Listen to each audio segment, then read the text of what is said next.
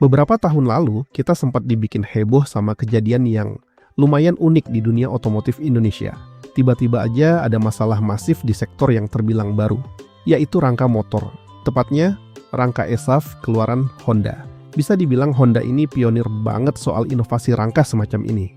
Apalagi sekarang, mereka sampai ngasih garansi rangka panjang buat konsumennya.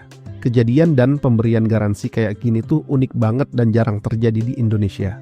Tapi yang bikin heran, kasus rangka ESAF ini rasanya menguap gitu aja, tanpa ada recall resmi.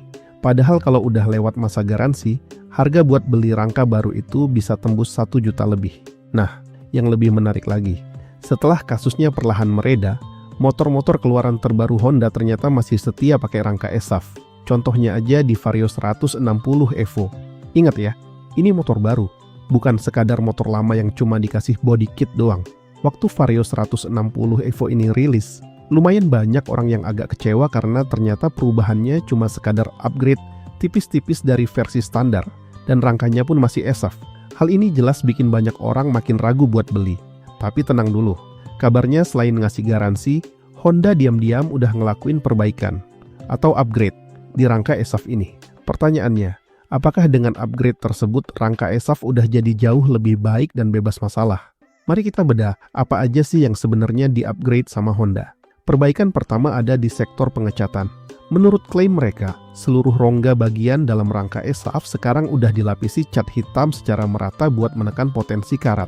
Kalau dipikir-pikir, langkah ini seolah jadi pengakuan tersirat kalau bercak kuning kemarin itu emang benar-benar karat, bukan sekadar silikat kan? Selain dicat ulang, produksi rangka terbaru ini juga udah ditambah cairan pelapis coating anti karat khusus langsung dari pabrik. Nggak cuman urusan pelindung karat, ketebalan plat bajanya kabarnya juga udah ditambah biar sasisnya makin kuat. Kasarnya, Honda Beat yang sekarang udah jauh lebih aman buat dipakai boncengan orang dewasa.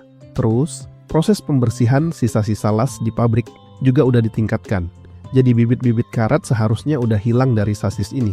Buat ngebedain mana rangka ESAF versi lama dan baru sebenarnya gampang banget. Mengutip dari beberapa artikel otomotif, kamu tinggal ngintip ke bagian bawah dek atau lubang sasis. Rangka ESAF versi baru punya lapisan dalam berwarna hitam pekat, sedangkan yang lama warnanya lebih ke abu-abu pudar atau masih menyisakan warna pelat dasar. Cara kedua, coba perhatiin diameter lubang pembuangan air di bagian bawah. Di versi terbaru, lubangnya dibuat jauh lebih besar, sekitar 5,8 mm, sedangkan versi lama cuma 4,9 mm. Terakhir, cek aja di area sambungan las. Di versi anyar ini, bercak kuning-kuning silikat itu udah nggak kelihatan lagi. Terus, apakah dengan upgrade ini, ESAF jadi 100% anti karat selamanya? Secara harfiah, nggak ada besi di dunia ini yang bakal kebal karat selamanya. Motor merek lain pun, kalau enggak dirawat atau sering terpapar air garam di area lembab, pasti punya potensi karatan juga. Makanya kadang kita juga nemu foto-foto motor merek sebelah yang rangkanya patah gara-gara karat. Jadi intinya, musuh utama besi itu ya paparan lingkungannya, bukan semata-mata materialnya aja. Berdasarkan hasil investigasi KNKT, patahnya rangka ESAF kemarin memang murni gara-gara karat. Tapi selain itu ketebalan material yang tipis juga ikut andil. Syukurlah, di versi terbarunya Honda udah nambahin ketebalan pelatnya.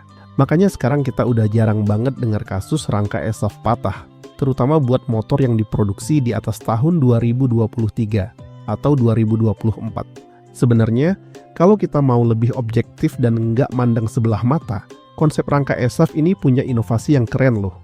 Waktu pertama kali dikenalin tahun 2019, rangka yang dibuat pakai metode press baja dan dilas pakai laser ini sukses memangkas bobot motor sampai 8%.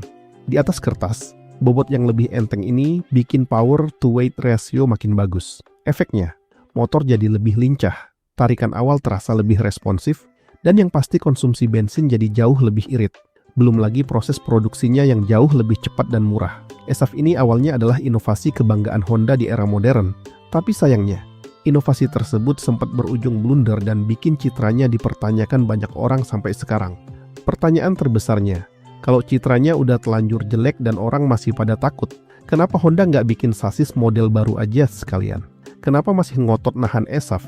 Jawabannya paling besar ada di faktor investasi industri, efisiensi produksi pabrik, dan arah pengembangan teknologi global mereka. Honda Indonesia udah terlanjur nanam modal super besar buat ngerombak pabrik, supaya bisa bikin rangka ESAF. Mesin-mesin cetak raksasa dan robot las berteknologi tinggi itu nggak mungkin dianggurin gitu aja, karena bisa bikin pabrikan rugi bandar.